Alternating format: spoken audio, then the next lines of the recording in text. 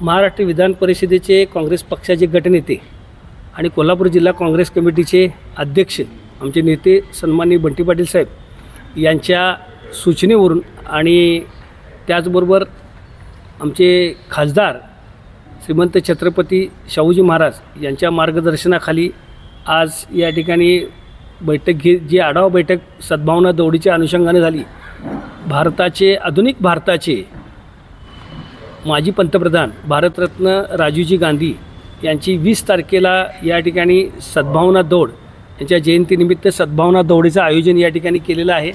या सद्भावना दौडीचं नियोजन करत असताना या ठिकाणी आपल्या शाहू समाधी स्थळापासून त्याची सुरुवात होईल सकाळी 10 वाजता 20 तारखेला आणि ती दसरा चौक मार्गे दाभोळकर चौक मार्गे राजीवजी गांधींचा पुतळा जो आहे आपल्या वटेश्वर मंदिराच्या ठिकाणी ज्या ठिकाणी त्या ठिकाणी ती दौड जी आहे ही संपन्न होईल। दौडीचं स्वरूप असं असणार आहे, त्या ठिकाणी एक 100-200 कार्यकर्ते या ठिकाणी मशाल ज्योत जी आहे ती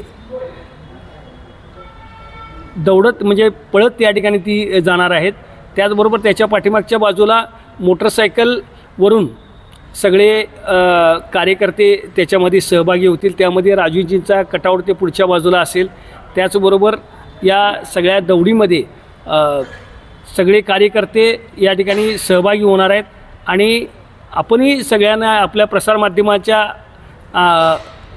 माध्यमातून आम्ही सर्वांना या ठिकाणी आवाहन करतो कोल्हापूर शहर जिल्हा काँग्रेस कमिटीच्या वतीनं की त्यांनी या दौडीमध्ये सर्वांनी सहभागी व्हावं।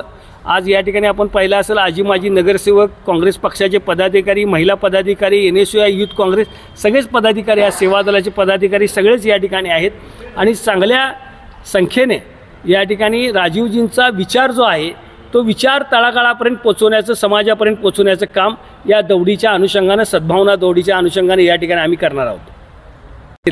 राजीवजींच्या पुतळ्याचं या ठिकाणी सुशोभीकरण आत्ता जे सुरू आहे आपण सगळ्यांनी पाहिलं असेल। आता पुतळा आपण कलर करून ठेवलेला आहे, साईडचे सुशोभीकरण या ठिकाणी सगळे हे सन्माननीय बंटी पाटील साहेबांच्या संकल्पनेतून त्यांनी स्वतःहून ते सगळं केलेलं आहे।